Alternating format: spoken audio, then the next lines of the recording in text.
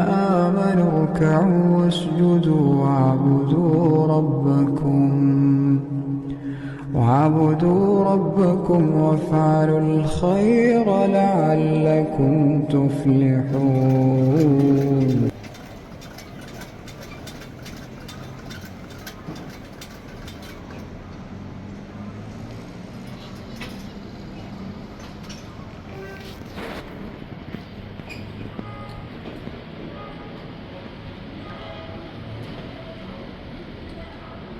السلام عليكم يا صبايا، شلونكن؟ طمنوني عنكم، ان شاء الله تكونوا بألف خير وانتم عم تشوفوا فيديو اليوم. اول شي خلونا نصلي على سيدنا محمد وعلى اله وصحبه وسلم. وبعرف طولت الغيبة عليكم، على فكرة يا جماعة وقت بتكون الغيبة من نهار الجمعة لنهار الثلاثاء عن جد بحس الوقت كتير صار طويل، فعم يخطر لي خاطر ما بعرف اذا بتوافقوني بالرأي. الحمد لله رب العالمين ركبت راوتر نت فضائي. ايه فهلا يعني بقدر مثلا بفتح بس مباشر هالقصص هدول، الحمد لله رب العالمين. شفتوا قبل كان على الرصيد ما اقدر اعمل شيء ابدا. ايه والله فبيخطر لي انه بين هذا من يعني مو في 3 ايام او 4 ايام من نهار الجمعة لليوم الثلاثاء، بهالايام هدول افتح لكم بس مباشر بين يعني مثلا يكون فيديوهين بالجمعة وبنص الجمعة بس مباشر. فاذا بتحبوا هيك لحتى انه مثلا على الساعة 10 المساء وقت بناموا ولادي، هلا هن بناموا ب9:30 9:30 بناموا، فبجهز اموري على الساعة 10 المساء حددوا نهار يعني. طبعا هلا بنزل الفيديو انا عندي مثلا يوم 3 ويوم الجمعة.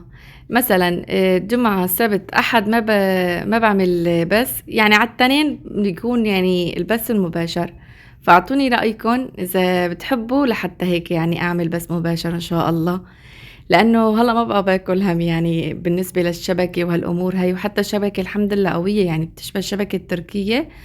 ايه فاذا بتحبوا لنعمل بس مباشر ان شاء الله. ايه والله وهلا هيك مثل ما شايفين قمت الصبح بعت الولاد على المدرسة وبركنا عملنا فنجان القهوة نشرب القهوة. شوفوا يا صبايا هاي صوبة الغاز الجرة كنت معبيتها مليانة يعني، فهي تشغيلة أسرع. وصوبة المازوت شوفوا بحكي لكم عن صوبة المازوت وعم بعبوا مازوت هديك صوبة المازوت عبعيفة أكتر شي لبعد الحوسة والمسا السهرة. هاي مثلا هيك على السرعة أنا نشرب فنجان قهوة على السريع بشغله. اي والله هديك يعني إذا نهار مثلا ما عندي حوسة البيت هيك نضيف ما عندي شي عبشغله رأسا. هي بركة ساعة مو أكتر. ايه بركة هيك ساعة يعني. ايه شوف زكريا بس هالغرفة صح مبوظة، بس اشتغل فيها تدفئة مثل العادة بصير دافية. ايش قصدك؟ كاني لأني الجيران علينا محيطين مشغلين شي هون بيتهم بالمنطقة؟ دافي. ايه بجوز بس نحن ما سويناها هون، لأن هذا الحيط هون ما في غير حيط واحد طبقة وحدة. هداك الحيط عازل بناي جنبنا بناي. ايه جنبنا بناي. هنيك ما في عازل صوت، فهمتي؟ هون هلا إذا بنقعد بنسال سهرتنا هون أو نقعد هون رأسا بسمعونا الصوت جويرين. عندهم. اي والله عرفتي؟ عازل حيط واحد. نحن حرام يعني وقت ما سكنوا الجيران رأسا نقلنا يعني بركتنا لهنيك مشان ناس هن يسمعوا اصواتهم ولا نحن نسمع هون اصواتهم. قليلا هون. ايه والله نحن مو بنعيط كثير، لهيك نقلنا لهنيك. نحن صوتنا كثير عالي لأنه ايمت ما جيت عم نعلي صوتنا وعم نصرخ. قالوا لك ليش جوزك لابس هاد ولابس بيجامه شتويه ومو لابس جراب؟ كانت هديك شغالة الصبة مثل ما شفتوا يا صبايا. مأكد زكريا وقت مثلا ايام مثلا بكون معي بالفيديو فايش بكتبوا الصبايا بدخل بتفرج، فكاتبي له انه ليش مانك لابس جراب. هم قال لي لون قلت له ايش ده لون هيك مانو لابس جراب ايه فسبحان الله قال لي ايش قد هيك في عالم بتدقق على هيك ابسط الشغلات. قلت له هيك متابعين بدقوا على كتير يعني تفاصيل صغيرة الصراحة بكون انا ايام ماني منتبهت لها بدقوا عليها. الله هيك يا رب يجبر بخاطركم يسعدكم جميعا. ايه والله فلهيك معلقه بذهنه وخلاني لفتحت الكاميرا قالكم انه ما لابس جراب انه لانه كان لابس يعني كان شغال الصوبه. هلا هون مثل ما شايفين يا صبايا بعد ما شربنا القهوه زكريا كان عنده كم شغله راح هيك يقضيهم، وانا مثل ما شايفين يا صبايا قمت هيك الم لي لمه قبل ما يجوا الاولاد. اليوم بدي اساوي لهم معكرونه بطريقه جديده، هي طريقه بنتي ساره هي اللي علمتني اياها. ايه وكتير حبوها، نهارها سارة عملتها وكتير حبوها، قلت اليوم بعمل لهم اياها هيك سريعة وبحبوها الأولاد. ايه والله، فهي هون مثل ما شايفين يوميا لو انه مثلا البيت نظيف وحيسة، يعني اكيد صبايا ما في بيت فيه اولاد الا ما يوميا، يعني شفتوا بالليل بتصير دراستهم، مثلا سهرة الليل. ايه والله، فدائما يعني انا اغلب الايام بالشتاء، اغلب الايام تجي مثلا امي وابوي بيسهروا عندي بالليل، بيجوا اخواتي الشباب بيسهروا عندي. فبالشتاء كتير هيك يعني سهراتنا كتير بتكون كتيرة. ايه فتاني نهار اجباري بده هيك، يعني بعد البزر والموالح والقصص هدول اجباري بده البيت هيك لملمه. ايه وشفتوا الاولاد يعني دائما بدكم تكونوا مثلا مثل النشر الغسيل تطبيق الغسيل، هدول ايدي دائما فيهم مشان ما ينتكت البيت، ما يتراكم علي الشغل، عرفتوا علي؟ فدائما مثلا مع طوي الغسيل بطبق سحاباتهم، بعلق لهم هيك اغراضهم، باخد هيك مسحة على السريع مثل ما بقولوا. وبالنسبة لمسح الغبرة هذا يوميا، يعني شفتوا عنا نحن الغبرة والشحوار يعني كتير. فالشي اللي بستغرب منه انه لما بنزل انا الحوسة هيك التنظيف العميق للبيت، بستغرب انه في كتير عالم بتقول انه الله يرزقني على قد ما بتحوسوا. يا جماعة انه بالشتاء اذا بدكم تتركوا الشي يتراكم بلا يمين بصير مو بده تعزيل، بصير بده البيت نقلة تانية وترتيب تاني. فما يعني هلا بالنسبة للحقان البيت، يعني خصوصي انا بالشتاء، لسه بالصيف ايام بتهاون تطبيق السحابات اكتر من الشتاء. بالشتاء لا، يعني اذا بهيك لقيت حالي مثلا اسبوع ما طبقت مع هيك لحقت البيت، بتلاقوا يعني عن جد البيت يعني بيمشي من النشح. ايه فاذا ما هيك دائما، وصاير فيني صبايا انا كمان من الناس اللي شوفوا مو عندي تصوير، اذا ما كنت البيت منظفته ما بعرف لا بدخل على المطبخ ولا بعرف اشتغل شغلة ولا بعرف بعمل شيء ابدا. فبحب هيك دائما يعني يكون ملحقاني كل شيء اول باول لحتى الحق التصوير، عرفتوا علي؟ وهلا بقى مثل ما شايفين يا صبايا دخلت على المطبخ بعد ما هيك يعني كل شيء نظفت، كل شيء ما عرفت شيء، الحمام المطبخ كل شيء ما عرفت، قلت لكم يعني ما بعرف بدخل بشتغل شغله اذا ماني منظفه هيك حوالي. ايه والله، فمثل ما شايفين جيت قلت خليني هيك اساوي لهم قبل ما ينصرفوا المعكرونه، وكترتها سويت تقريبا شي كيلو يعني. ايه وهيك يعني بحبوها، عرفتوا؟ ايه وقلت لحالي بدي اطلع من البيت، بدي اروح بدي ابدل لبس حموده اللي قلت لكم شفتوا الكنزه كانت منبره. ايه فكان لازم اروح ابدله، وعديت على $1 كمان، صورت لكم كتير لان سألت وين هذا $1. هلا هو عنده اكتر من $1، يعني عنده 2 3 4 حسب القطعة يعني. فانا صورت لكم اياه وين المحل وقت اللي نزلت. هون مثل ما شايفين يا صبايا ايش عملت، هي طريقة المعكرونة، حطيت زيت نباتي، قليت بصل، بعد ما تستوى البصل هيك دبل حطيت توم، وبعدين بحط دبس بندورة، وبعدين بحط من مية المعكرونة السلق شوي، وبعدين ضفت قنينة كاملة كريمة الطبخ، واخر شي بطب المعكرونة، وبعدين بحط الجبنة الدهن. كتير سهلة وسريعة وطيبة، حتى حطيت مكعب ماجي، كتير بتطلع طيبة. اذا ما بدكم تحطوا مكعب ماجي ما بيأثر، بس اما بتعطي نكهة كتير طيبة. وبالنسبة للبهارات ملح وفلفل اسود وفلفلة حمراء يابسة او بابريكا. هلا هيك مثل ما شايفين صبايا عن جد كتير طلعت طيبة، وهيك يعني النكهات فيها كتير هيك عيطي طعم كتير طيبة، والله الولاد كيفوا عليها. هلا هون بعد ما انصرفوا الولاد ومثل ما شايفين غديتهم، سارة راحت على المعهد، ما بتنصرف للساعة 6 المساء، وبس انصرفت تروح عند نانتا يعني عند امي، لاني المعهد تحت بيت امي. وهون مثل ما شايفين اخذت اميرة وحمودة وطلعنا على الشارع نين مشان ابدله اللبس لحمودة. وهون يا جماعة الله وكيلكن قلبي طب من قد ما ارتعبت. هذا الشارع شايفين هذا الشارع شلون فاضي؟ هذا بسبب الضرب ما حدا بعدي منه مسكر، فابو التاكسي الله يعني يصلحه الا ديرون هذا الشارع لاني فاضي، لاني الطرف الثاني زحمه. دخلنا من هذا الشارع الله وكيلكن يا جماعه متت من الرعبه، اقول هلا تتجي الطلقه براسي هلا بده يصير لنا شيء، هلا بده يشلفوا علينا شيء، عقد ما خفت ومتت من الرعبه. فبعد ما عدينا وخلصنا قال ايش صار، قلنا انه الله الحامي، المهم انه خلصنا من الزحمه. قام قال له جوزي الله الحامي، طبعا الله الحامي، بس ما واحد يشلف حاله على التهلكه ويقول انه الله الحامي. في مناطق ما خلص ما بنقدر ندخله، دخلنا منه والله يا جماعة شقد انحرينا منه الصراحة. جيب لفات فلافل وهذا وبطاطا. اي فراح يجيب لفات فلافل وبطاطا مثل ما شايفين، ونحن هون واقفين عم نستنى. هون مثل ما شفتوا يا صبايا وعدي كنت اهلي بالليل على السهرة، فقلت ما بدي اروح يعني اطبخ، فقلت بناخد لفات بطاطا وفلافل اسرع. ومع العلم انه انا كتير من الناس القليل لاكل انه من اكل السوق، بس قلت يلا على العجلة واحد هيك بياخدن بتعشى وبخلص من هالهم.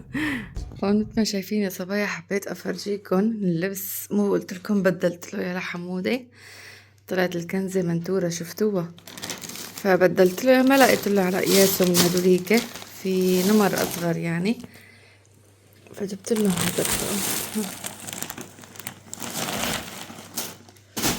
جبت له هاي البلوزة شايفين حلوة يعني هيك وبتدفي سميكة، وجبت له هاي كمان بنطلون جينز. اللي صاير فيني عنده بنطلون تبع العيد ما بيجي على قياسه، شايفين هذا البنطلون هيك صاروا كتير حلوين مع بعض. اي والله هدول لحمودة. وهون دخلت عند هذا $1 صورت لكم محله وين، لاني كتير سألته محله. هلا هو اسمه $1 بس عنده يعني قطع اغلى، عرفتوا؟ هلا مثل هاي سعرها 35,000 يعني تقريبا $3.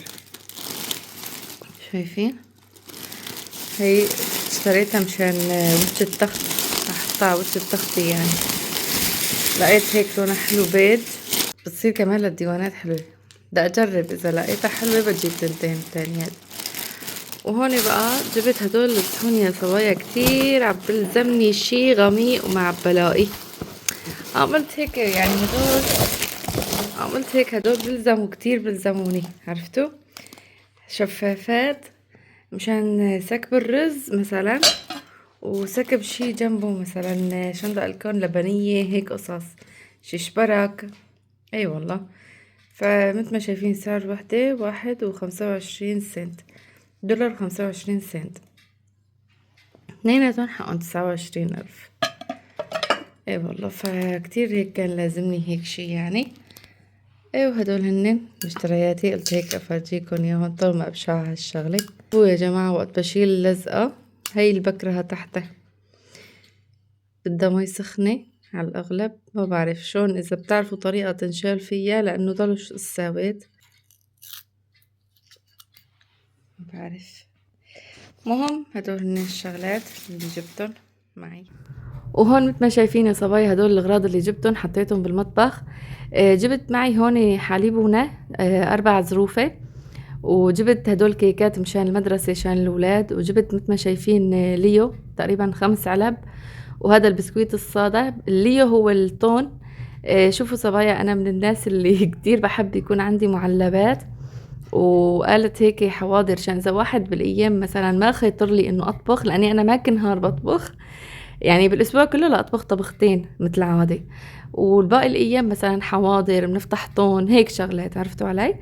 اي والله فدائما بحب يكون عندي هيك امور. مثل ما شايفين هون جبت مربى المشمش كتير هيك حبته كبيرة وكويس، وجبت مخلل، وجبت شوكولا دهن، وهدول بسكويت الصادا جبت كمية كبيرة لأني ولادي بحبوه، بحطوا شوكولاتة بقلبه وبدهنوا بالبسكويت بياكلوا منه.